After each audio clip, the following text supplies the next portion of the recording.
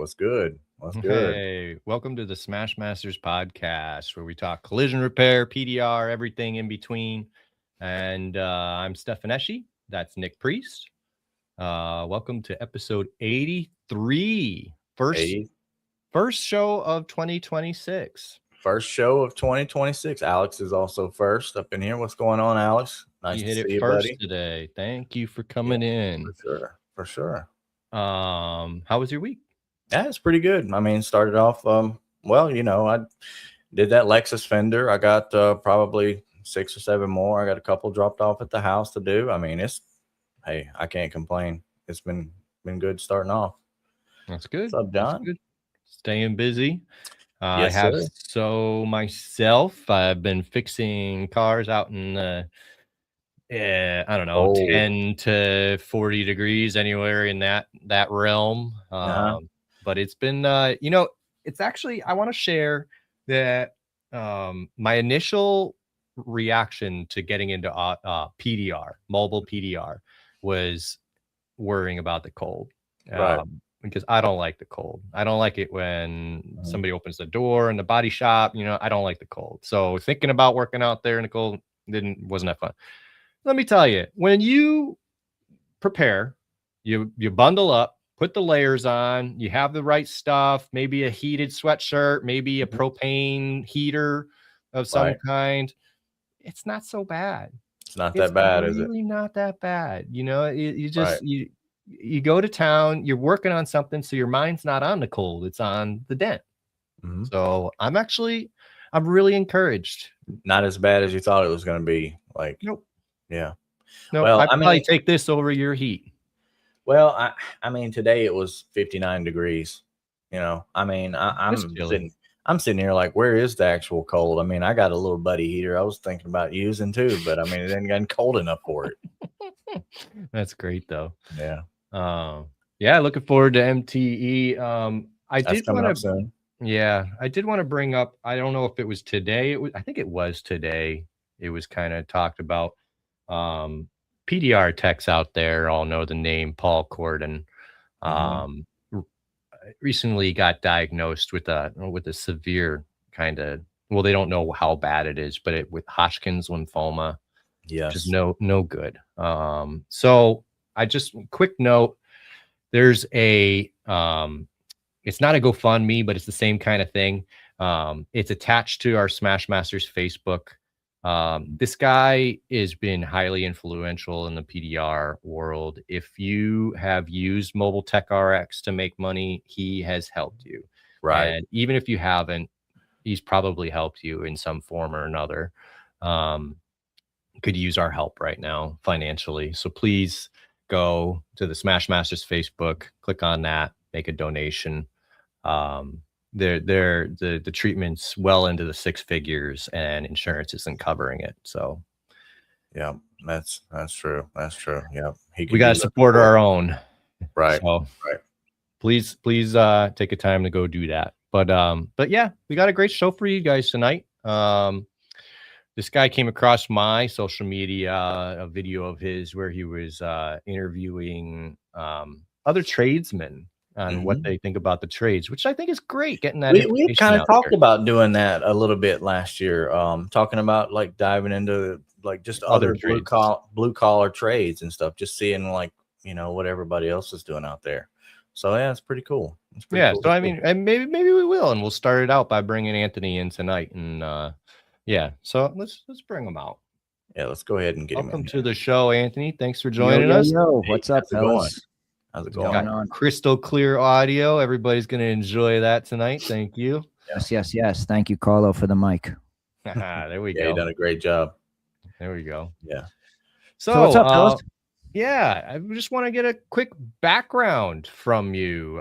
So can you tell me how you got your start in working on cars? All right. Well, I got my start working on cars because I went to vocational program in high school. My father also did auto body. He's pretty much my inspiration for going into auto body. And I worked for my dad for a long time. And, It was a family business, and I got into auto body because, I looked up to my dad, and I wanted to, Kind provide of for a my family, and I saw that that was a way I could, so I did. generational kind of thing, inspiration Yeah, it kind was of got definitely up a in it. generational thing. Did And you he said you went encourage to it? What'd you say? Did he encourage it? You going into auto body?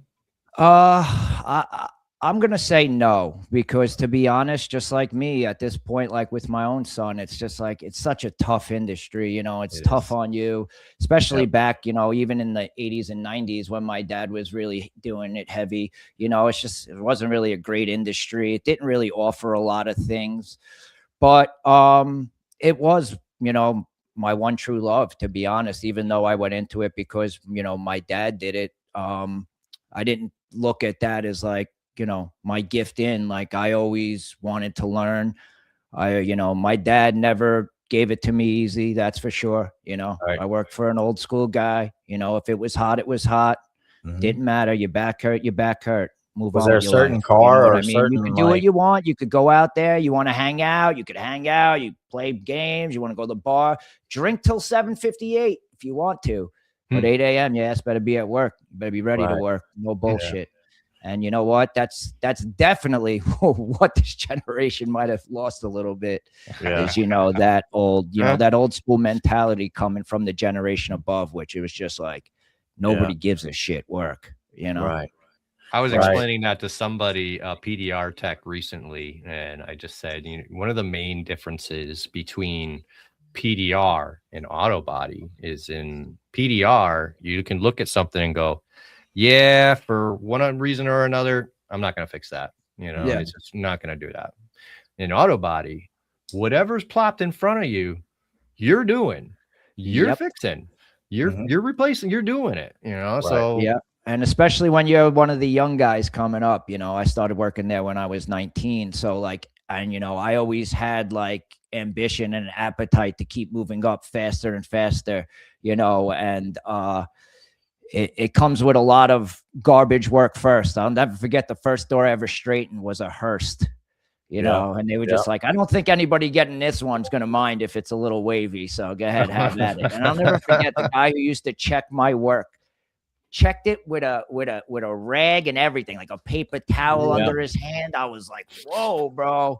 Oh yeah, no, they were ruthless back then. They were ruthless back I then. You mean, weren't getting away with no waves and all that. They just tell you no. They won't even tell you how to fix it. Like, looks like shit. Keep going.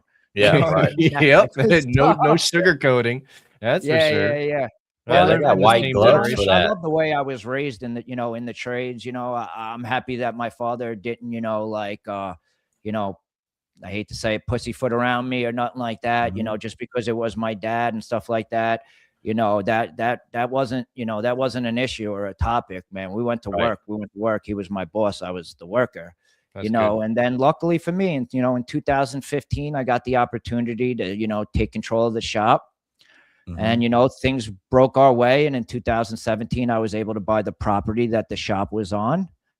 And Mm. then, luckily for me, in April, I was able to sell everything, the property and the businesses, to pretty much what is private equity. And I remain as a consultant for the private equity firm for the next 5 years. And I'm very happy with my decision. And took a lot of hard work from a lot of people to get us all where we got to in my family. So you yeah, know what, right, like the credit goes to all of us, and even though it took certain things to happen to make other things happen, at the end of the day, like, I mean, I worked with my dad my whole life, and maybe before we worked together, our relationship wasn't so great.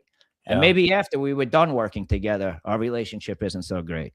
But the years we worked together and stuff like that, it was probably the best years of my career for sure. Oh, Looking that's back on it, interesting.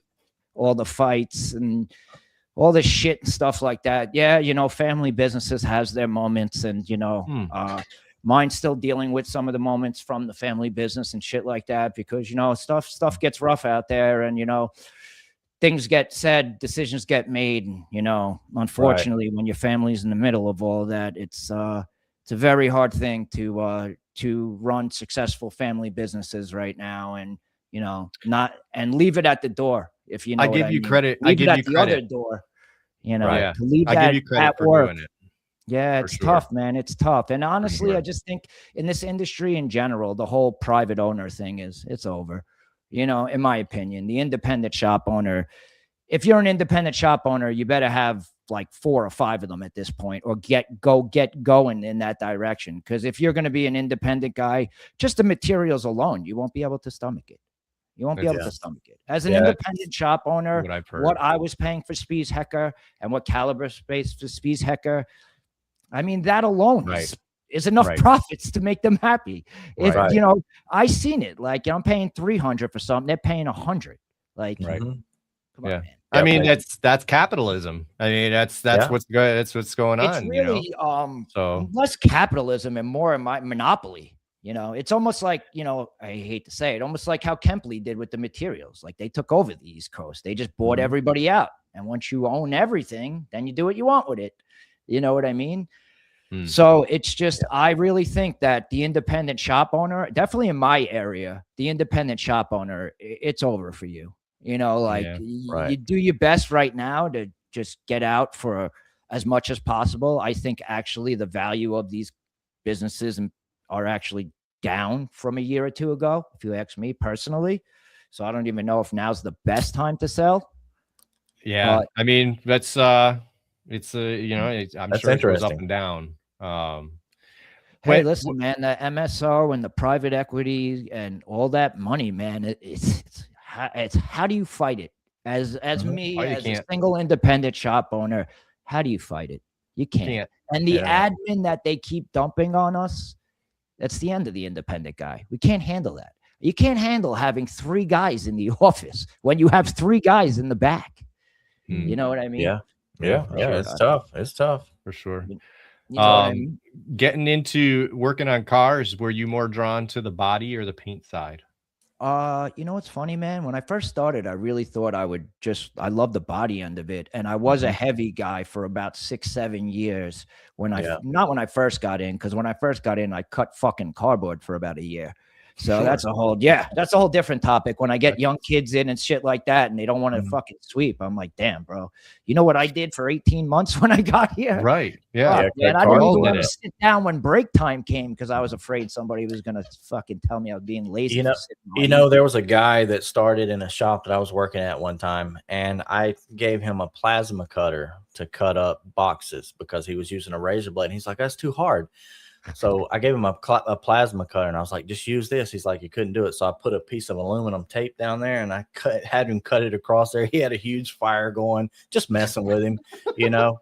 One time I told the kid, dude, do me a favor, go armor all the wheels on that car, because the kid finished cleaning it, armor all the wheels on the car. He walks back over to me. He goes, all right, I'm done. I look out the door.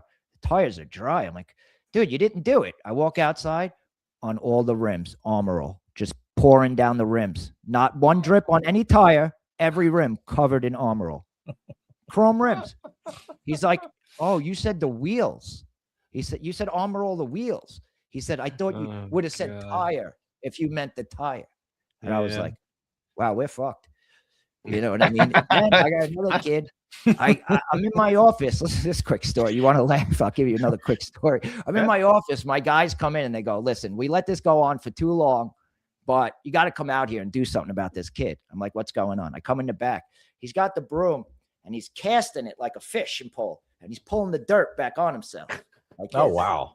And I'm like, bro, listen, the directions are in the name of the tool. It's called a push broom. You fucking push it. Where do you think he got that idea from? I have no idea. But now this is a kid that Mhm. is already in some type of vocational training. Right. Like, I got this kid as an intern. Like, they're not teaching you how to fucking sweep the broom the right way. What is going on here? Yeah. That's I mean, It I was do at I that do use moment that. that I put the shop up for sale. I was like, it's time. that It's was the time. one that This did it, is- huh? There's no hope. I've used that exact thing to test out new kids. I mean, I've done it multiple times. So, I mean, you give me a kid who knows absolutely nothing. First thing I'm going to do is tell you to sweep up some Bondo dust. So you sweep up the Bondo dust. That's not the easiest thing. That stuff's really fine.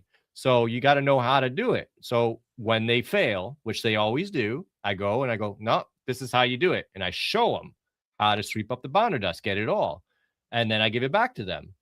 And if they can't do it, you ain't going to make it. Yeah. You know, that's another big thing I was taught when I got into this industry. I'm going to show you once. Right. Once. Mm-hmm. If you don't get it and you didn't listen or you don't pay attention, I'm not telling you again. So that's what every guy I learned from said would be like, listen, I know you want to learn and I will show you one fucking time.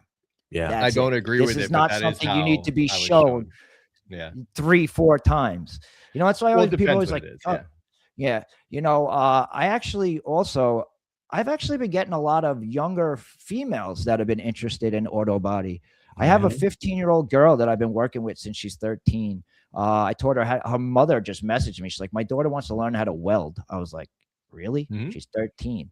So if you actually go through some of my reels, you'll see the video I made with her. Like, she's awesome. Like, I taught her how to paint now. She comes in, she paints cars with me. She knows how to weld. She calls me every week. Can I come in? Can I come in? She'll go in when I'm not even, like, at first I was like, listen, you're a young girl in a shop. I was very nervous, you know, like this day and age, you never know either. So like the first few times I was like, as her mom, I think you should like stay, hang around, see what this place is like before you leave your 13-year-old daughter around these animals, you know. But to be honest, to my guys' credit and to her credit, she fit right in with the guys. The guys love her. They love to show her and help. Like, she could ask them to do anything. She goes in there and works when I'm not even around anymore. And like, they love helping her out. And that's just like, I go to show, like, if you just come in and you show a little bit of like, you want to learn something and you want to be there, dude, any guy, you got to be a real asshole not to stop and try to help a kid out that wants to learn something. That's taking interest in something. Like, when a kid looks at me like I'm God because I painted something, I'm like, wow, it makes me feel good. You know, like I actually do have this skill. That's another thing I tell all these kids when I go talk to them. Like, listen, your accountant might have a lot of money. He might be happy. You know, the lawyer might have a lot of money. He might be happy. But what are they really creating? You know what I mean? Like, what do they get to stand back and go, wow, I did that. I made that. I created that. Your tax return. And I tell these kids all the time too when I go talk to them, you guys want to be YouTube stars? You want to be social media stars? Nobody's watching anybody doing taxes on social media. Right. Like, everybody that's watching content, it's because it's a hand-driven content that people are taking enjoyment out of watching. Like, come on, I think it's harder mowing the grass at 100 miles an hour, making $1 million a month, knocking on old ladies' doors. They think they're doing the old lady the old lady's like, oh, you're going to do it for free? He ain't doing shit for free. He's making $1 million off that clip. Yeah. Right. You know, so that's what I tell these kids. Like, you want to get into media, even maybe you're into photography with a niche into cars. Like, you know, you go into media with cars. Like, you know, like the guy who makes content for me, like, he's not media for cars, but that might be an angle because not everybody wants to cut their hands. You know what I mean? Like, I don't care. My hands are still filthy dirty with paint. I love it. That's bro. I've seen some really awesome drone footage, like of photography, drone footage, videos, all that kind of stuff. And for me, like, I would have never thought about using that type of stuff, you know, but being creative like that, like, people think like photography, like you just stand back and you're just, you know, let me get you a picture, but it's so much more than that. And even once like, since I've been doing this stuff, I've learned a ton. Dude, you learn that a lot more goes into this than you went. Right. For sure. What's up, Patty Clark? My boy. So so we were talking we got you through learning some auto body. You ever do anything else other than auto body with cars? With cars? Not really, man. To be honest, I mean, I owned a mechanical shop also. So like the way I had it set up, I bought my body shop and then there was a building next door. So I bought both the buildings and there was a guy in there who was a mechanic, but over a couple of years he left. I took it over. So I started my own mechanical business. It was a 5-bay building. So on the 3 bays on the left side, I had a full mechanical business going. And on the 2 bays on the right side, because the shop was split by a wall, I opened up ceramic coating, window tinting, all that accessory bullshit. Gotcha. And, so because I already had the auto body shop going, so pretty much I had it as like, I had an auto body shop here, had the mechanical shop here and the tint and wrap shop here. And it was like, I'm on a peninsula. So I've done that. And oddly enough, in 2020, when COVID hit, I opened an in-ground pool company with my brother. And yeah, it went nuts, man, to be honest. I mean, it went nuts. I mean, me Yeah. and him out of nowhere, we just decided to open an in-ground pool company. I had Mm. some contacts that reached out to me that said, hey, if you want to give this a shot, you can make a lot of money. Hmm. So I said, hey, Strike while the iron's that's hot. another That's thing. awesome. Dude, listen to me. I still couldn't put a filter together right now, but I definitely did about maybe 200 high-end backyards. We did some crazy stuff, some crazy waterfalls, like did some really nice stuff. We had some really Cool. big headaches too. Do you think auto body's bad to do, man? You should try doing home construction. Oof. Yeah. Because man, at least the car comes to us and the customer just gets to see it fucked up and see it fixed. Where when Right. you're working at people's houses, especially in your backyard, when you like, dude, it's nonstop. These people are real rough. I Because, did, you know, I did a little bit of that when I was younger, like a good bit actually. people are rough, man. Yeah. Especially around here. And, like it was like we were working for a lot of people that were like, had money. They went to work and they had like, I hate to say this, a younger wife at home doing Taebo all day. And she would come out and she would say she wanted to do all this stuff, and then the husband would come home and call me an hour later and be like, "No, we're not doing any of that shit." You know what I mean? I'm like, Right. all day you get her telling you to do this, then the husband comes home, he tells you don't do that. I actually had a couple of guys working for me that were fucking champion bodybuilders, and at a couple of the houses, a couple of the husbands were a little uncomfortable. They were like, "You tell those guys to put on some shirts." The funniest thing was the biggest hit on they got were from two gay guys. Of course. We were doing a pool in two gay guys' backyard, and man, my guys, they were a little nervous. One of them brought their girlfriend to work with them one day because they were getting hit on by one of these dudes. So yeah, but again, like I said, we just found a niche, found a need. I always say when I talk to the kids in the high school, when I go talk to them, dude, America's built on supply and demand. Right. So just like auto body guys are making stupid money now. Why? Because there's a low supply of us. So a lot of us, especially in the area I'm in, you could kind of demand what you want. You could say crazy shit and probably get away with it. Like you could go in a shop and be like, you know what? I think I'm going to do Monday, Tuesday, Wednesday. And if that guy is good, you'll probably do Monday, Tuesday, Wednesday, because that's where we're at as owners at this point. You're literally like, oh, you want to work when? Oh, you want to work 8 at night till 4? Sure. Okay, sure. I mean, like, because like you literally can't have like too many standards these days. Kind of just got to go with it. I also am a recovering drug addict. So like that's a big part of my life also, my recovery. I was hooked on all sorts of shit.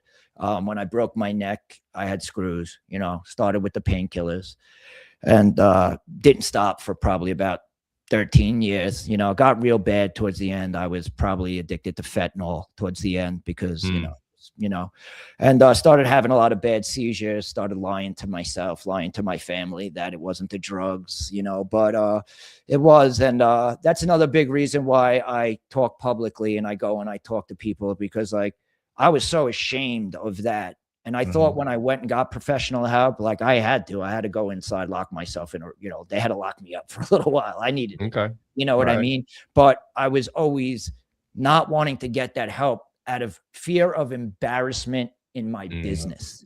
Right. Not my wife. Not my wife. My wife's the greatest ever. Not my family. I really thought they would have my back, and they did, but I'm supposed to be the big business guy. I'm supposed to be and remember, I live in my neighborhood where I own my business. Like these people aren't my customers. They're my neighbors. They're my friends. They're my kids' friends' parents. So it's like to come out and, you just don't know. You don't know the public reaction you're going to get from saying like, yo, I was a drug addict. It's terrible. Yeah. But once I did go and get help, when I got out of getting help, I was like, there is no way I cannot fucking tell people to go get help because dude, like today, I just said to somebody like, dude, I am so happy today just because I'm fucking sober, man. Like just because I didn't wake up this morning thinking about how am I going to make sure I have that? Or how I know I'm going away next Thursday. So I got to do my calculations now, and I got to spend all week and all next week making sure I got everything lined up. And no matter what I get and what I bring with me, it'll never be enough. You know what I mean? So like, I just didn't want to hide that because I thought once I got out, I told my guys I was going on vacation, like I was like, because I did, you never know. Because I was Right. ashamed. I was embarrassed. I was ashamed of myself. I was ashamed of the man I became, So, but after getting help, like I couldn't hide it, man, because I wanted somebody else that was like fucked up like me to know, like, dude, you could do it, bro.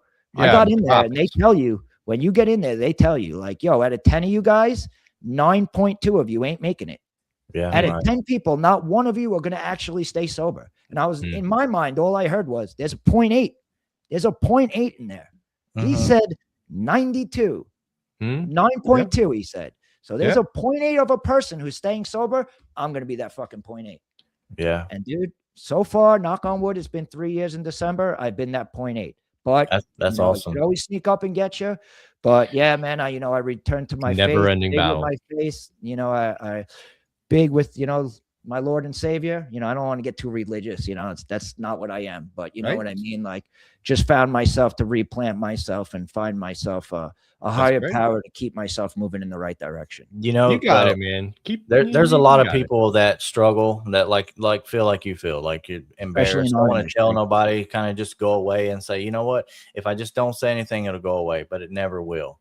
No. And people like you that've been through that's done the hard part, getting the embarrassing stuff over with, and can come through the other side and tell a story. That helps so many people. I mean, it's just amazing what some of that stuff can do. I just want to say, Cass is over on Instagram saying, congratulations, thanks for sharing your story. The odds are against us, but we keep getting up. Yeah, she's great too. I talk to her all the time. Me and her have become friendly. She just, she's blowing up on her own there. She's doing a good job. You know what I mean? She's doing awesome. Yeah. You know what? I tell her, like, that's why, like, I like the girl that I've been training, like, I'm trying to hook Gabby up with Kat. I'm like, yo, it's good, like, to talk to somebody, like another female in the industry. You know what I mean? She sent Gabby some stickers and stuff. So I was like, that's awesome. The girl, Gabby, she's also a race car driver. It's unreal. She's 15 years old. Like, her parents are great too, because like they're all about whatever they want to do. Speaking of young women getting into the trade, I mean, honestly, maybe throughout my career, I had like 4 or 5 like apprentices. Best one I ever had, 17-year-old girl. She actually listened. She's clean. She took steps, proactive, wanted to please, like none I had of a the female guys. painter for like 2 years. I had a female painter. And unfortunately, she went back to drugs also. So I had I let her go at that point because she was another. Honestly, man, I would say I don't really run into many guys in this industry that either A, don't have a problem, B, didn't have a problem, or C, still having that problem. Dude, I hired a painter on a Monday. I turned my cameras on at 6 a.m. I'm getting out of my bed. This guy's drinking a Coors Light in the paint room, 6:30 in the morning. Wow. Fucking get in there. He's got it under a rag under the bench and shit. I walk in there, I pick the rag up. I'm like, dude, what the fuck is this? He's like, a beer.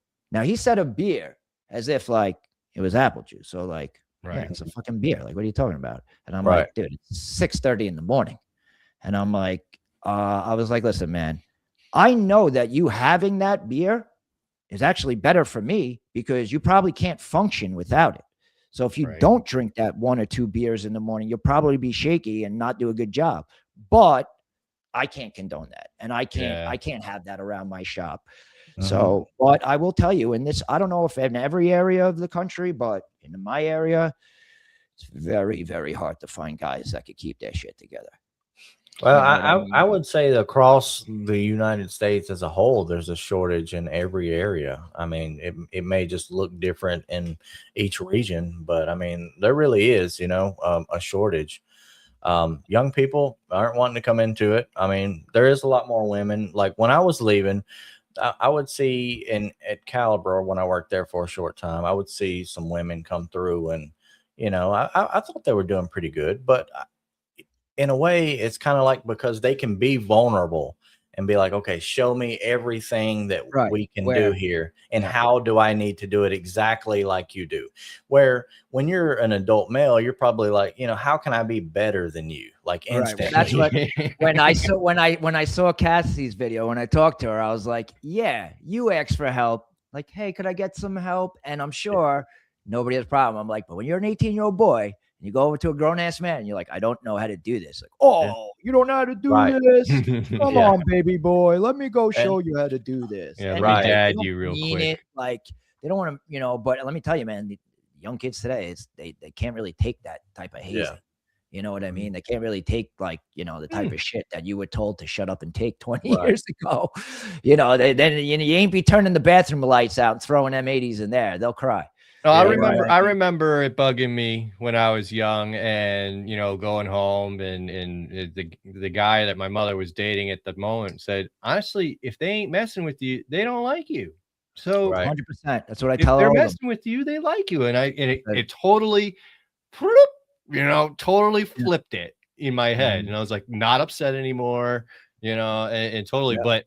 An auto body It's shop is interesting. not a place for a sensitive kid. I'll tell you right No, now. definitely But, not. you know, No, and to be Definitely not. honest, though, 100%. like, I mean, you're an adult, and I think things have gotten a lot better. Everything in the industry's gotten a lot better. The safety equipment's gotten a lot better. Then, Yeah. dude, we had The the door shut. We didn't information. have vacuums 20 years ago. It was freaking, you couldn't see your hand in front of your face when it was the middle of the Right. winter and all. My shop's small. It's only like 2,700 square feet. So it's like 6 bays in a booth.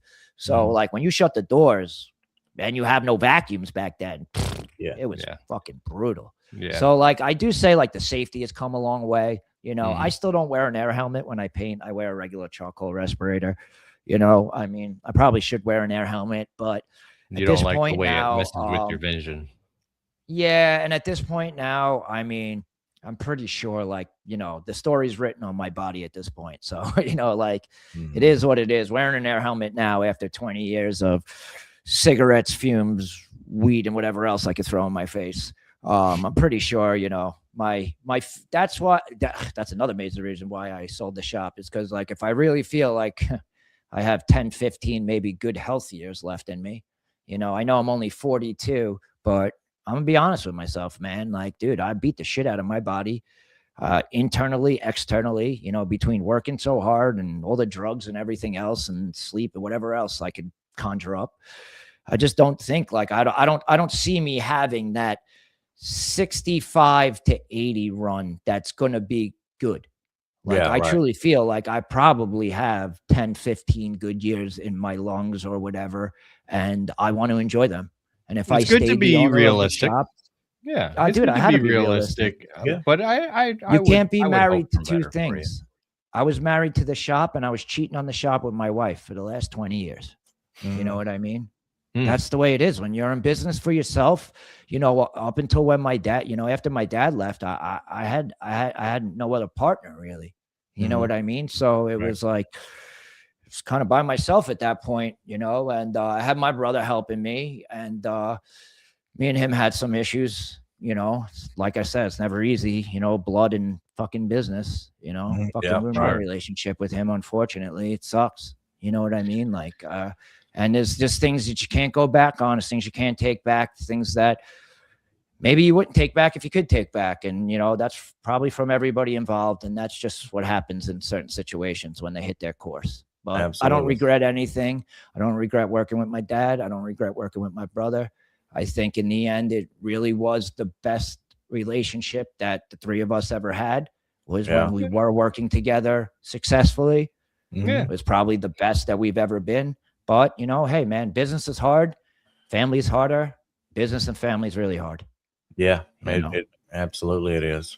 I don't Absolutely think it I is. would take that on myself. So yeah, And definitely listen, man, props no to matter you. what anybody says, that, you know, even if you're a 50-50 partner, there's always a chief and there's always an Indian. And it's just the way it is. I mean, there's just, in every business, there's the guy that somebody's going to look to make the fucking call. Right. You know what I mean? And that's the boss. Yeah. That's just the way it is. I mean, people say it all the time, like, yo, the workers will tell you who the boss is. They go to you. They go to the boss. You know what I mean? Yeah, So, you're not wrong there. It makes sense. It makes sense. And I do think, you know, getting rid of the shop, selling the shop, and moving that part hopefully away from my family life will, you know, in turn, when things settle down and the dust settles, you know, maybe in the end it'll be the best for all of us. Yeah. You know, but Yeah. what are you gonna do, man? You know, life's tough sometimes, and business is tougher. Just keep trucking. That's Yeah, all you we just can keep do. moving man. forward. I That's mean, all. listen, I'm happy. I'm healthy. He's happy. He's healthy. You Mhm. know, I love him. I wish him the best. And, you know, I know he loves me, wishes me the best. And, you know, sometimes, you know, just two people, you know, you could do lunch and I could do lunch. Just right now, we can't do lunch. It happens. Right. What are you going to do? Yeah. Yeah. You know what I mean? Right. But other Absolutely. than that, I'm going to tell you guys a little bit about my nonprofit because That's that's what I was mainly just what I gonna came ask on you for. about. Even though we Yes. went through the auto body saga and drama of the industry, Mhm. I mainly came on because I opened a nonprofit once I sold all the companies called Trade Up, Level Up. And it's a nonprofit trying to connect the youth with the trades.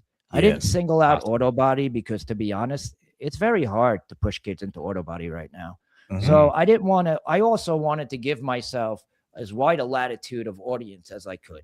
Because, Yep. like we were talking Smart. about before, if you focus on just one thing like auto body, even though it's my niche, it's hard to grow it. You know, when you Mhm. Right. open up to 15 trades, it's easier to funnel people in. Yeah, So I agree. because I'm using the media to build the nonprofit, I was like, okay, I got to make sure that I could include as many people as possible to get as much audience as I can.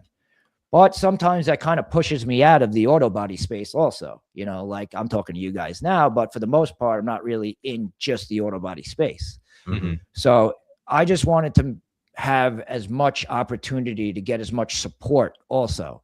So like if I go to Milwaukee or I go to the wall, like I don't want to be like, I'm just pushing auto body. Maybe they don't have a lot of tools that they want to do that with. Right. Because that's the kind of support I'm looking for from sponsors. I'm not looking for anybody's money. I don't really need anybody's money. You know what I mean? I more need like I'm looking for corporate support. Like, how could you help me help these kids? And how could I help you look good for helping these kids? Because Gotcha. let's be honest, it's the only reason why they're going to do it. They're not doing it because they care. They're doing it because it's good publicity that they're getting behind a nonprofits that trying to push kids into the trades that Mhm. use their tools. You know what I Right. mean? So like that's why I just went trade oriented because I want to be able to maybe open up to any type of sponsors. Also in New York where I live, the unions are huge. I Okay. mean, if I could go back in time and not go into auto body, if that wasn't a thing at all, you Mhm. know, I would definitely try to go get into a union. All my friends that went into the union, either one or two things happened for them. Either they're doing very fine, living a good, normal life. They have a house, you know, normal life, nothing crazy, but Mhm. normal life. Or they went out on their own after being a union tradesman in 10 years and they're all multi-fucking millionaires right now. Those are the two people I know, all my friends in the trades. They're either one or the other. None of them are the fucking guy that's like on the balls of their ass, can't fucking get it going, you know, you can't pay their light bill because all my friends that work with their hands find ways to make money. Right. Like that's what I tell these kids, train your hands. You'll never go hungry. Like, no, I don't know shit about a pool, but I could fucking dig a hole with my two hands. Not hard. Yeah. Okay. So like I tell these guys, you might be an electrician, but maybe your buddy, the plumber, needs a hand for the day. He's going to give you $300 for the day. You know, like once you use your hands and you train your hands and you're not afraid to use your hands, then the possibilities to make money is endless. Is there a 100%. specific trade that kids kind of lean towards more than the other right now that you've seen? Well, listen, I mean, electrical right now, in a way, although I am pushing it to a lot of, I think it's going to be oversaturated very soon. Think so? Because I feel like with AI and all this data center shit and stuff going on, everybody's heavy electrical right now. Even the data center company put out some press release that we're going to be down 300,000 electricians soon for what they need to do all these data centers. I personally am pushing my son is going into HVAC. Okay. Everybody that I've talked to in all the trades, plumbers, electricians, all of them, they all tell me the same thing. HVAC kind of encompasses all of that. Yeah. They're like, we're not electricians, licensed electricians, but we do controls and all that. So we are very electrically, you know, good. You know, they do so many different things in HVAC. It's another diverse trade. You learn plenty of little things, just like auto body. Right. And like the steam fitters union in the city, I mean, you know, them guys making nutty money, man. And I interviewed, if you go to my reels, you'll see a steam fitter I interviewed. I didn't even know this. Yo, they could work till 55, retire, and start the next day at the same union and run another 15-year career and have a double pension from the same union. Really? Yeah. No, I didn't know that. You could retire after 15 years in, but you have to be 55. So you could get on at age 40, say, work 15 years, retire, go back the next day at your same salary. It's not like you start over at the beginning, work another 15 years, and they'll give you a double pension for that. They're the only union in the city that does that, though. Do you have to finish the second 15? Then you're 70. Yeah, right. Point. Right. But listen, hey, at least it's out there. At least it's an option. No, it's cool. I mean, to That's me, that sounds fucking crazy to me. Like, that's interesting. Because, hey, listen to me. Most guys aren't retiring, and not in this industry at 55. You know what I mean? I don't see any auto body guys usually retiring. No owners either. If there's any owners left. Most of the shops out there now are being owned by corporate. It's not a lot of like independent little guys left. Well, I mean, around by me, there's probably a lot left because there's 900 auto body shops and 30 square miles in New York City. But I don't know, man. Everywhere I go outside of New York, I mainly just pass corporate Calibers and whatever else is out there. I've seen some, what is it, Joe Hudson's and Crash Gerbers, Champions, Gerbers. Well, didn't Gerber buy somebody, or Caliber buy Gerber? One of them didn't two of them get together? Aber and Gerber or some shit. Joe Hudson was bought by, or no, Joe Hudson bought a bunch of Classic Collision. Yeah, I think it was. Was it? Auto Body America. Joe Hudson got bought by Crash Champions. Or it was that way, or Joe Hudson got bought by Caliber. Either way, or just big companies eating bigger companies, eating bigger companies up the food chain. You know what I mean? That's what it's going to be. That's the future of this industry. Those companies already had how many fucking locations? And then they combined. Caliber's got like 2,800 now or something. Right. And then they combine themselves with a Gerber or something. It's like, come on, bro. Like, I thought we weren't allowing monopolies in this country. Yeah.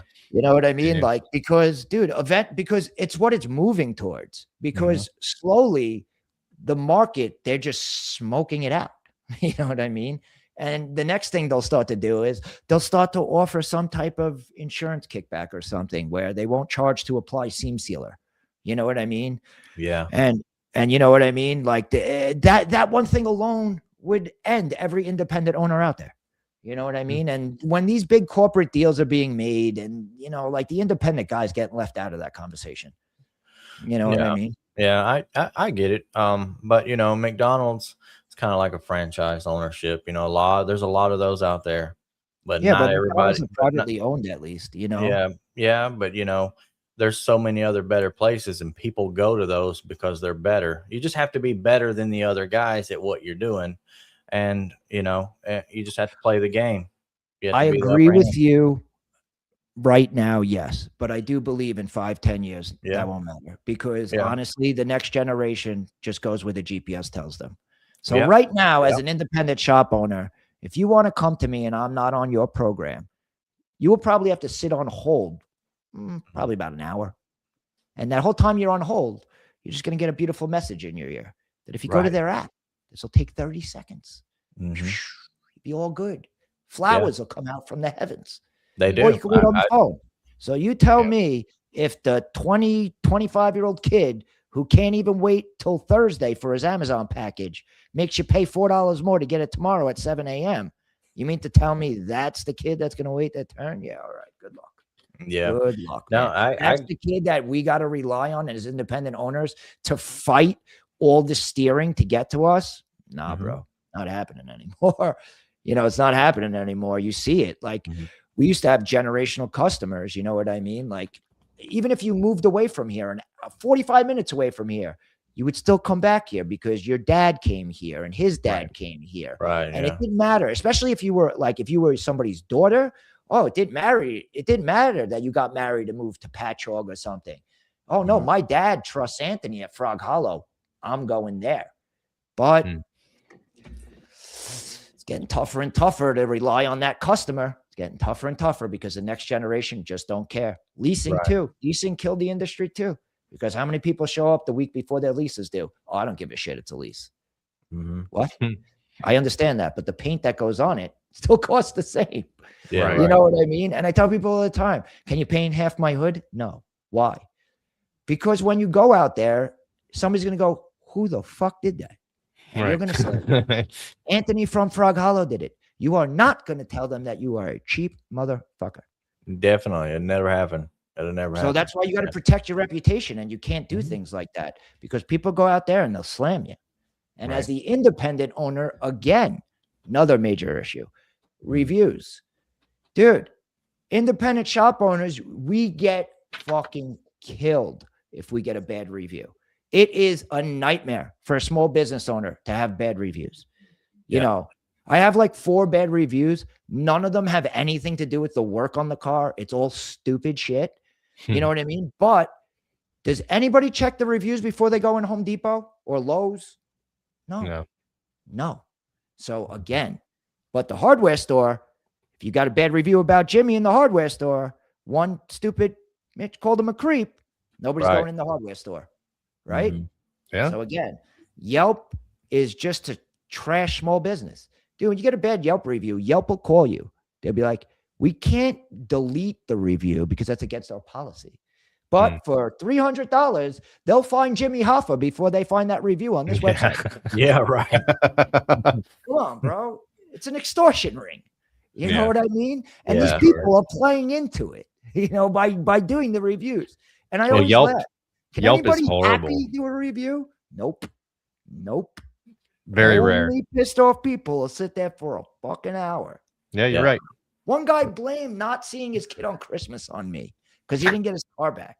I'm Oh, like, wow. bro, if you didn't go see your kid on Christmas, please do not blame me for that. Okay, that's crazy. That's Oh, my crazy stuff goodness. right there. I mean, most of the people here are not even signed into Google to even leave a review. Like, I mean, I can ask 200 people and I'll probably get one. I will tell you a funny story about how I changed my review future. I got a bad review. Here we go. So I'm like, all right, how am I going to compound this? So, you know, I had a girl working in my office who was 20 years old. I gave her $200 and I was like, yo, when you're at the bar Friday night, 5-star review, free shot for any guy. Bro, you had to see these reviews coming out. I had the most magical hands when he worked on my car. Dude, people were coming into the shop like, whoa, bro, I read your reviews. Those things, man, they must really like you. Like, no, those are shit-faced college kids that wanted a free shot. But look how much of a joke this Yelp thing really is.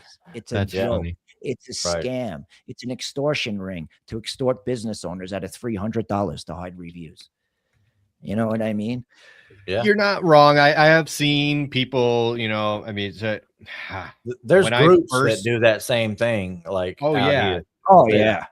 They just Oh, go yeah. in. Well, you that- know. Well, like yeah. the group shit, like when I go in those groups, like we were talking about before about, you know, this is the argument I always have with every tech. And I know we were talking about it off camera a little bit is, in my opinion, flat rate was not designed for any technician. Mhm. Flat rate was designed so you worked free overtime. The only reason why I'm saying that is because that's how it was presented to me Yeah. as an owner. I was a Right. tech and then I became an owner. So I didn't hear that pitch as the tech. I heard you can make a lot of money. You can work as much as you want. You got as much cars out there as you want. You can go fucking Right. crazy all day long. Yeah, control That's your what I got schedule. as a tech until I found out as a tech that my $50 an hour job is now $17 an hour. And I'm Right. like, whoa, I thought I was going to get $50 an hour for my, no. And I'm like, wait, but when we work on Saturday, we get time and a half right now. Fucking making $90 an hour on Saturday. Yeah. Why would I want to do that? Right. And I'm like, shit. Then I became an owner. And the same guy sat in front of me and he gave me the other side of it, which was like, these fucking guys will work 90 hours a week and you ain't got to pay them one fucking penny of overtime. Right. That was And the if you don't have any whole- work, you don't have to pay them at all Mhm. or Sorry, barely guys. anything. Sorry, guys. And listen, I understand, you know, just like me and Nick were talking. In his situation, he couldn't be an hourly guy. But all I'm saying is if everything is equal, Mm-hmm.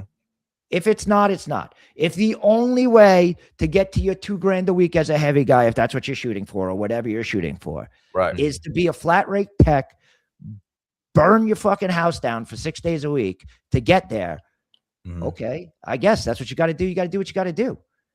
But if the option was that or make the same $2,500 a week take home and you could go take a shit and it don't matter, I just can't see how guys could still say everything even flat rate was made for the technician. I've had this fight with 700 technicians. Well, fuck you. I work for my money. I'm like, yeah, but you're going to get your money is what I'm saying. Dude, over by us around here in the New York City area, there's almost no flat rate. It's totally different. Nothing here. It would be difficult for me to work hourly just because, in an hourly setting, the way that I would see it, I don't know because I hadn't worked there, but I would feel like you're being managed like 100% of the time. Like people are like, okay, when you get done with this car, then you work on this one. When you get done with this one, then you work on this one. Yes. Me, I like to get a whole shitload of tear downs estimates, and I like to go through these and see which one would be the fastest way to produce this. Get all these taken apart, get all this done, take a 2-hour lunch and leave at 3:30 and be done with that shit and get on to the next day, get the parts in and roll because it. you had a good process for yourself. Right. And the room to do so into your own business in a way, which is like what I said about, about flat rate, and you had a great system and it worked great for you. And that's why you were very successful at it. Right. I can't even get my fucking guys to fucking go get the part out of the container. Right. You know what I mean? You know where I think and flat maybe rate that is feels? Because of the way I pay them. You know what I mean? Maybe if they were flat rate, they'd be buzzing around like that too. I mean, it does give you a sense of relax. I don't care about this, but I will say that flat rate in the mechanical side of it really does torture a lot of these mechanics out here. I will say that. Just man, because you see some of the labor rates on mechanical, you're like, yeah, I mean, like labor hours. I'm like, damn. Right. And honestly, I feel like CCC, in my opinion, something over the last year is, I feel like their hours have gotten tighter. Seeing things like door skin times dropping, things not being included that used to be included that you're not realizing now is not included. They make you fish for it now. They make you fish for it because write a good ticket. There's so much other data you can source from that you pretty much have to anyways nowadays to get it back to OEM standards, that they're just pretty much basing it down, and then you add all these line notes to get back to where you were. I mean, it's, I don't know. It's a lot more work. It's a lot more work. If you hear the word documentation one more time, I might throw myself off a cliff. Yeah. I feel like a lawyer. Take a picture and do it on a supplement. If I hear that word, it's a funny thing too, man. Like 15 years ago, it was like the worst thing in the world if you needed a supplement. Like if you were a Geico DR, oh God, all they gave a shit about was your supplement ratio. So it's like, you better get it on the first time. Severity. Made sure we did. Yep, now it's crazy. It's completely opposite. Now it's hell no. We ain't paying for nothing up front. Everything's a photo on the back end and a supplement. But I was like, man, that's going to make our supplement ratio go nuts. Like, we're not even calculating that anymore. They don't care. They don't like care last about week, that was the biggest thing. That's another thing about the industry, constantly changing. The goalposts constantly moving. They constantly come up with something else for you to do. The cars, like another step. Same thing like parts, like, they want us to use parts traders now, the DRs. Listen, I'm not saying the program probably has its benefits, but man, it's a rough program in a DR setting because you got to like ask for parts and then come back an hour and a half later and check who like from the junkyards in America put in parts for you. But and they're not shipping to you from where I'm at. They're not, people aren't doing that, And I've seen people right now, if you're a Geico DR, you'll be using Parts Trader because they just mandatoried it on us. So it's like, and State Farm, it's been mandatory for a while. And again, like I imagine that the program does have benefits. I just haven't seen any of them, to be honest. And when they ask me, like, I have a pretty decent relationship with a lot of the big bosses at some of these companies because, dude, I've been around forever and I'm one of the only younger guys in this industry. So like when they were trying to pilot a lot of these DR programs, some of these companies, they'd come to me and ask me if I would, like pilot it for them, because I was just a younger guy in the industry that, was open to change, where a lot of these older guys like, fuck no. But I mean, so a lot of these programs, they're retreads. Like the Geico program today was the Geico program 20 years ago. Yeah. It was the DRS program. You emailed the things in, they reviewed them in-house, and then they sent them back to you. Then they went away from that when they put the adjusters in the shop, which in my opinion was the best model they ever had, in my opinion. For production, for customer satisfactory, for speed of the job. Before they switched from that model, you were supposed to keep an under 4-day cycle time. Once they switched out of that model, they made it 10 days. Why? Because the new model is not as quick.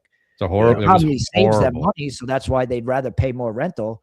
The other model was probably costing them money, not to mention the amount of guys they had out in the field. Our in-house adjuster was cruising the shop going, "Oh, you didn't do that I wrote. Let me go remove that from the estimate."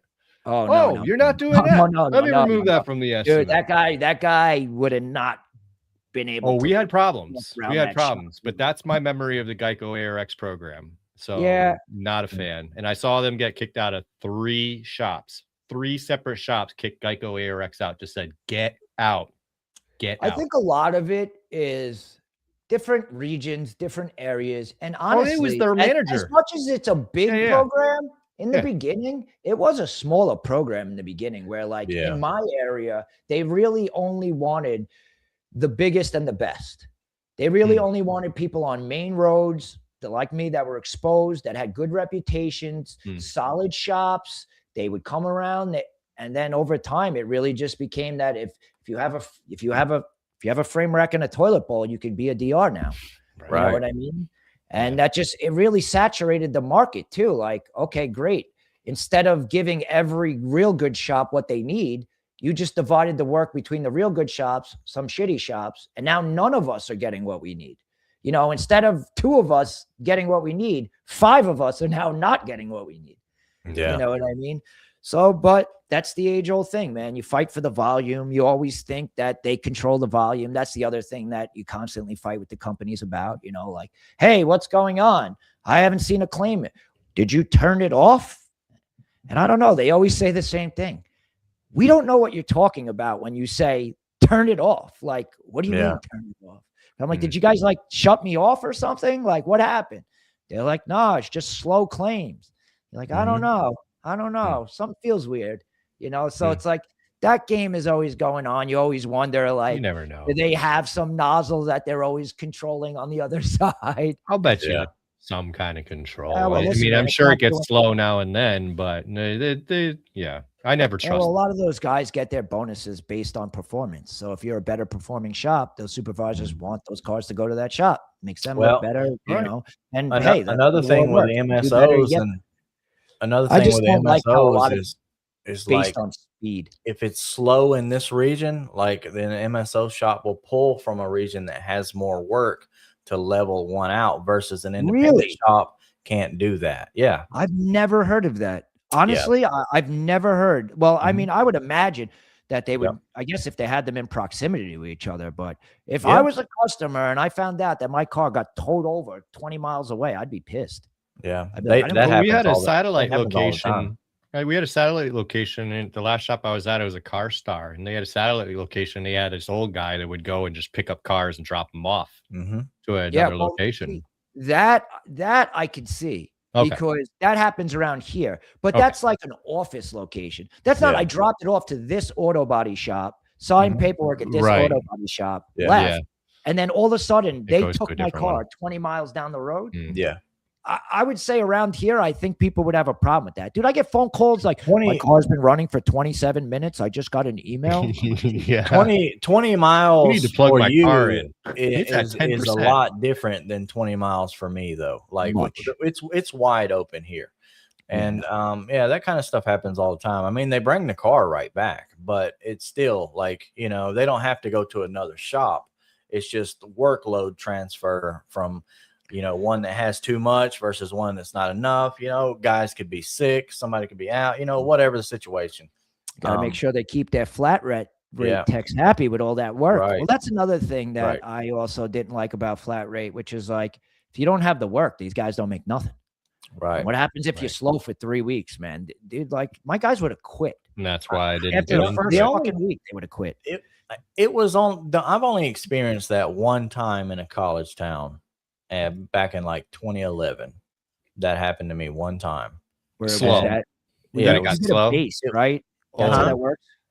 No, Do there is what? no mandatory minimum if nothing comes in. No, Like no, 500, there's no 600. mandatory minimum, nothing. Like if you didn't For a lot of sign places, anything, no. like if you didn't say, I hey, thought you there know, was like a guaranteed floor just in No. case. no, Some of them, not but not all. not in this God, area. even this fucking time. worse.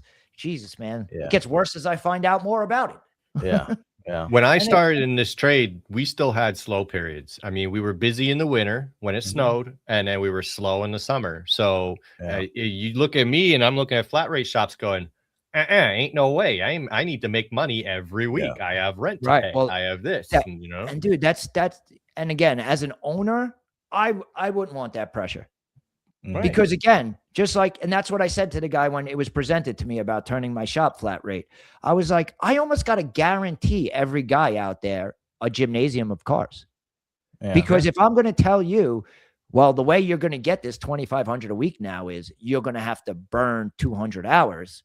I better have fucking 800 hours worth of work outside. Right. Because if you don't, Or I'm sticking around. that's not the way it works. You know, like, Right. hey, you told me I'm on a commission model, but you got to have the Well, cars. Well, that's where it That's a comes big thing, in. too. That's where it comes in. The writing has to be more detailed. The hours, you can't just put, like, if you got a damage that's like huge, you know, like a 2-foot damage quarter panel or something, you can't just put, oh, we'll put 6.5 on that and it'll be good. You know, you have to write it, and you have to write everything like legit. Well, the setup and the measure, that's funny you said that, because for the longest time, adjusters and they use setup and measure and pull. So Mhm. that way they didn't get flagged for labor hours on repairs. Right. Come on, everybody know, don't worry, I'll hit you with a setup and a measure. That'll take care of the extra 2 hours, because if I put 10 on that quarter, I'm going to get flagged. So I'll Right. put 8 and 2 Yeah. here and 2, well, you know, like that type of game. But Mhm. that game's gone now too, because you got to turn in the measurement sheets. So when the adjuster goes, yo, I'll throw a 2 on there to make the hours work. Mhm. Nah, bro, because it doesn't work anymore, because now I actually have to do that function. Yeah. Because right. what you're saying is you're trying to tell me to accept that function in place of the other hours, which in a way is fraud in itself too. You know Right. what I mean? Right. Like, so, Yep. but that's a whole different topic. It's like, Yeah, how many we could gray go- areas does everybody live in? Where at the drop of a hat, they could decide they don't like this gray area, and you did something very wrong in this gray area. Right. You know, Yeah, and how many we don't gray want 'em areas caught are in there. this industry? The whole industry is gray. Yeah, I mean, it just depends. I mean, like if you got a quarter panel that's $1,500, it pays 16 hours to put it on. I mean, and you have wheelhouse damage, you got to add for wheelhouse damage, seam sealer, all that other stuff. But if you can save some of that, you know, just get you some wheelhouse damage, quarter panel damage, get you new flares and stuff. I mean, you can write a decent amount. I mean, because you're looking at 1,500 plus 16 hours worth of labor. I'm not A good saying writer. max all that all the way out, but I mean, you Correct, can put like you more said. than $400 on it. You just You have know? to really have somebody that could really fucking write a car. And in Right. my opinion, they're becoming far and few between. Yeah. The Oh, guys yeah. that really know what they're doing. And I'm not talking about, you know, like, you know, Mhm. Larry or any of these people that are like, No, on I that. was just talking about basic. I'm just talking people. about just a guy that could do his fucking job. You know Right. what I mean? Like, I'm not talking about anything crazy. Talking about just Mm-hmm. a really good estimator, knows what he's doing, knows where to push it, where to pull it, Yeah. you know, understands that if we got paid $400 for a used quarter and 50,000 hours detrimming, if the brand new quarter was 550, you should just buy the brand new quarter. You know what I You know mean? who the Like, best person is for a job like that? An ex-body tech. But guess who isn't allowed to quit their job? A body tech, because we need body techs. So the fact that we're keeping body techs and painters and everybody in the shop, Listen. not moving them up into a growth position like in the office. Now you have to hire outside people that have never put their hands on tools. Now we have a bad writer. Now you pissed off all your techs. right. Well, that's like what we were talking about before. Like, an adjuster used to just be a tired body guy. Yeah. That's what an insurance adjuster was. He was Right. just a guy that was tired of swinging the hammer. Right. You know what I mean? But it was somebody you could have a reasonable conversation with. Right. You know, it's funny. In the year 2000, I actually worked for Geico for 1 year. Okay. sorry. And I Oh, was going wow. to go into their adjusters program and all Mhm. that stuff. Yeah. And dude, I got so much resistance. Well, I worked there and then I was going to go into the program. And the manager called me in his office and he's like, Anthony, you don't get it. You know about auto body. They are afraid of you. And I'm like, what? I'm like, I thought I got the job because I have auto body experience and that makes me good. And then he's like, no. He goes, they Right. want to teach somebody who's never touched a car. So Right. that way they could actually believe when they tell you something, Mhm. you know, because that guy actually believed that you didn't have to do that, but you can't Right. say that because you know he does. So we'd Right. rather train guys that we could just train to our program than guys that are going to go out there and sympathize with a shop. He'd be Mhm. like, oh, bro, you know I got to do that. Come on. And I'll be like, yeah, actually, I do know you got to do that. I know you got to move that to fix that. Whereas the Right. other guy's like, well, it doesn't say that in my book, and it didn't say that in my class. So fuck you, Right. I ain't paying for it. Yeah. You Right. don't know what you don't know in that sense. And if you can truly believe like what What you're you don't trying know. to tell these people, and you know, then you can argue with it better than going, hey, you know, I have a conscience. I know what you have to do here, but I'm just deliberately not putting it on here. Right. Yeah. So I mean, what I thought was like oh wow, I thought I was going to be like the king of the insurance company. I have Yeah, all this no. experience. I know everything. Now I was like, whoa, no, Mm. now maybe they'd take me back now because they would love a guy like me to work for them, just pick apart everything. You know what I mean? Like I said, if I became a review guy, oh my God, they would hate me. They would hate me if I Me was too. a review guy for an insurance company. Me Yeah. too. Because I mean, if your job is to destroy estates, oh God, these guys would hate me. They would hate me. I would have to probably go around with security. Because man, because around here, man, it's a lot of trying real hard to get paid for as much as possible, which I know that's everywhere, man. I'm Mhm. sure it's everywhere. Yeah. But when it's $100,000 in taxes to have a little square piece of shit in New York like Right. we do and stuff, and the insurance and everything, and we pay our guys salary because again, that's what it is around here. Mhm. Dude, I have all my friends, all my friends that don't shop, all the heavy guys are clearing big money after taxes. And dude, you know what that does for workman's comp insurance for these guys? Forget Yeah. it, bro. For Yeah. every $100 you pay an employee, you pay $4 in workman's comp insurance. So you do the math, you got $1 million payroll. That's a lot of money every year. Yeah. You know, that's why I always see the guys on these pages too. I was like, oh, my boss showed up in his new truck and he told me if I work really hard this year, next year he'll get another new truck, the asshole. And I'm Yeah. like, shit, man. Please, man, believe me. I don't know. Maybe some shop owners got it like that, but I definitely wasn't like that. You know, I had to pay for everything I bought. You know, I had payments. I had note payments.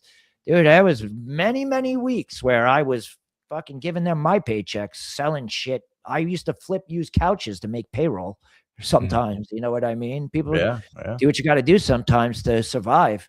But it's harder and harder to survive in the auto body industry as a single shop owner. I really thought at my Even point as in a my career, technician. either I had to buy 5 shops right now and become my own corporation, or I had to do what I did and, you know, decide to bow out, let somebody else take the control, see what they could do with it. You know, we turned into a CarStar facility, which, you know, it's a little different. I never thought I'd be in some type of corporate type facility, but really, if I'm going to stay in this industry and anybody else is going to stay in this industry, we all better get used to it because you're what it very is, man. correct. You're very correct. And if Anthony, you don't want to get used to it, get out because yeah. Mhm. Is there anything you want to finish off and make sure people know before we close out here, where they can find you if they want to contact sure. you? I mean, you could find me at Anthony DeMieri on Instagram. I'm on Facebook. I'm on TikTok at Anthony DeMieri. Okay. TikTok. I'm always I put out content every single day. So if you go and you follow me, every day I put out new content. I'm always shooting videos. I'm always putting out content of me painting cars. I have a couple of really cool, crazy reels on there. We did a cartoon paint job on a 350Z. That was a lot of fun. Some pictures of us drawing on that thing with markers. We had a good time with that thing. That thing was crazy too, man. I just saw a picture of a cartoon car and I was like, man, I want to try that, but I'm like, I don't want to do it on somebody's car, like to charge them. So I bought a Hit 350Z for like $2,000. Needed a fender and a door. Yeah. I got it offline, eBay, $500. It was a black one. We turned this thing. If you ever go look, with like electric blue, with all crazy. My buddy, big shout out to Steve. Steve came out and helped me. My buddy Steve, he lived in the woods by him fucking self right now, like a lunatic. But he's a really good artist, and me and him have had a lot of fun together. He's actually a retired fireman, which is crazy, but he is a wild guy. Yeah, That's he's living awesome. in the woods by himself right now, and that's where he belongs. Sounds like an interesting guy. I've done a lot of That's for cool sure. stuff, man. In my career, I painted a lot of bikes, cars. I've done a lot of crazy shit. Back when I was younger, in my 20s, there wasn't a lot of guys doing auto body that, I hate to say it, are white and my age. So everybody from around my area always came to me. Even if you didn't like me as a person, you still came to me because I did great work. And so, yeah, I got to do a lot of fun shit when I was young, you know, change over front ends from like Volkswagens to Sentra. Like, I don't know, a lot of crazy shit. I had a lot of fun in my career. I still like to have fun. I painted a 1979 Suzuki bike. I got some other Triumph there right now. I still love my craft. I love my career. I love getting up every day and going and do what I do. Awesome. I don't regret becoming a car painter. I'm proud of what I became. I'm proud that I was able to, you know, get my fucking shit together mentally and physically. Yeah. And I'm proud that I was able to give my wife and kids and the next generation of my family, hopefully, you know, next generation of wealthy people, you know, like that's the way to do it. You know, I did everything. My dad started it, and, you know, I raised it up a notch, and I, you know, I got out at the right time for me and my family, and now we're all going to enjoy the fruits of our labors. That's very awesome. Man. Very happy for you, Anthony, for sure. Well, I look forward to seeing more videos of you out here. Yeah, man. I'll go through and check out the cartoon. Come catch up with you guys somewhere at a show or something like that. And absolutely, who knows? Maybe one day I'm gonna have you guys on my podcast. I really don't do too much full podcasting because, to be honest, bro, the editing's wild. Yeah, you know, like you guys do live. We don't. Yeah, I know. You guys do live shows. Yeah, I hate to say this. I'm a little more like fucking nutty with like polish. You know, it's just the type of person I am. I have OCD, you know what I mean? Like, I get my hair cut at the same place every Wednesday at 11 a.m. Like, you know, like I'm just that type of like really fucking nutty dude. So if I'm going to do something, I'm usually like crazy about it, or else I don't do it. There ain't nothing. There's nothing wrong with that. This is just a live, unedited kind of dude, it's awesome, man. Gig that we can get the word out per se. Yeah, absolutely, man. And that's why, man. I appreciate you guys having me on. You know, you guys seem like good guys. I'm sure we'll link up somewhere in the future, maybe physically. Definitely. You know, I did go to SEMA last year. I didn't go this year. It was fucking cold last year. I got pissed off. We were there last year. Cold. Yeah, it was so cold, man. It was cold. Yes. Yeah. I didn't even bring I didn't bring a sweatshirt. I came from New York. I was like, I thought it was fucking hot in Vegas. I thought we were in the desert. It was fucking freezing. I was so pissed. It did get kind of cold. Yeah, it was cold. I do Northeast Trade Show usually in New Jersey. It's just over the border in New Jersey. It's probably not for another couple months. Is that NES or whatever they call that? It's nope, at the Meadowlands? Yeah, Northeast Trade Show. Yeah. All right. Yeah. No, I'll definitely come to that. I'll hit that. So if you go there, we'll meet up. Yeah, definitely. Yeah, like I said, in the past, I pretty much just been working 7 days a week. So that's why, like I said, I stopped doing content once I sold the shop. You know, I was like, all right, now I could get back into it. I got more time. You know, I got my weekends back to myself. That was honestly the greatest gift that I gave myself. I'd love to stand and answer your questions, you know, that you do with your videos. So if you do come here, please bring a camera, man. We'll get that done. Listen to me. You'll learn one thing about me. If you see me, there's a camera somewhere. If you see me out there, there's a camera. I promise you, somewhere. Nice. All right. Well, thanks, guys. I appreciate you guys having me on. Absolutely. Really do. Yeah. Don't disappear. We're going to end the show, and then we're going to talk after once we wrap it up. But everybody, thanks for coming on. Yeah, appreciate all you guys. We'll see you all next week. We got another cool show lined up next week. So we got thanks, guys. Got it. Tune in. Yeah. Stay sober. See you guys. Thank you. Bye-bye. So crank it up loud. Let the story unfold.